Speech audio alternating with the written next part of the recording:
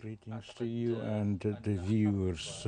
And I think that the war of the similar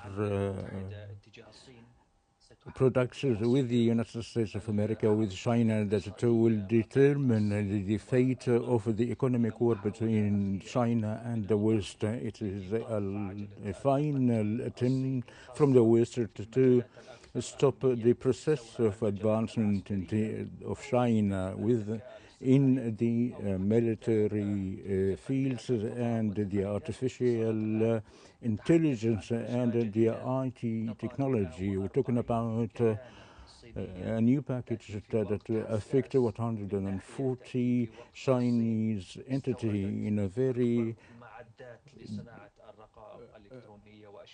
difficult moment that China that imported around in 2024 around 126 million US dollar in this field in establishing factories that are bigger in China to confront the trade war that is expected.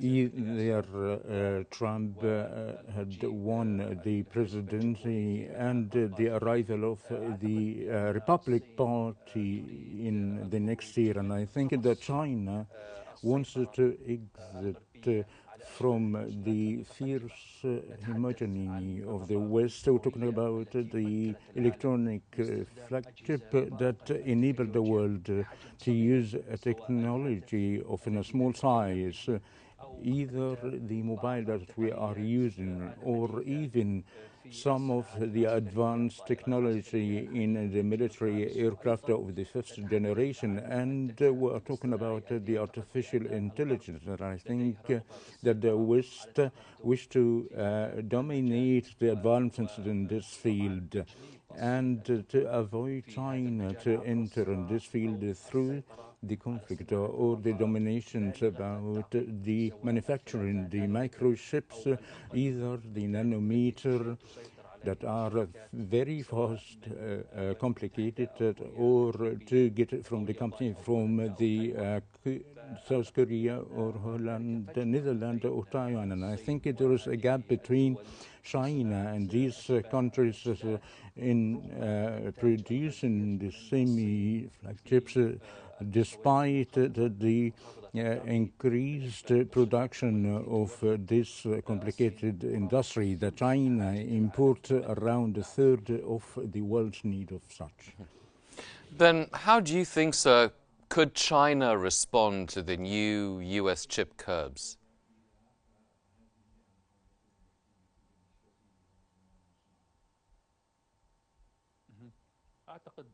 I think that China will confront such sanctions, and even when the elect President Trump returned back to the presidency in January, or through a new wave of sanctions. And I think that China is fully prepared in confronting these sanctions, and among of which is imposing the fees of selection of the Chinese importers from the West, either from Europe or the United States. And I think that there are some sort of manipulation of such sanctions, and through the third parties who might buy these machinery from the Western companies. And I think this would require an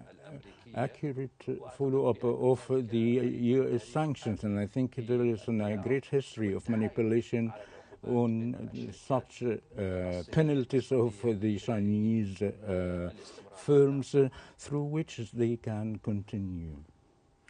Mr. Shobaki, how effective really are China's export restrictions on gallium, germanium and graphite as countermeasures?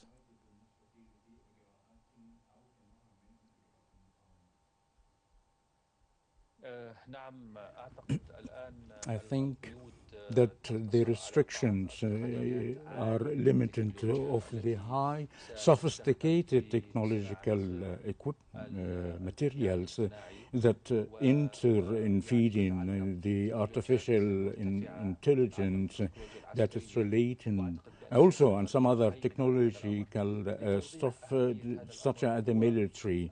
To clarify, for more clarifying that the main goal from the United States to dominate the technology that China seems is a bit retaliated in this field, and I think it is in the future would prevent China to export industries and technologies that serve several fields, and these industries are going to be limited from the Western countries that they can produce these ships.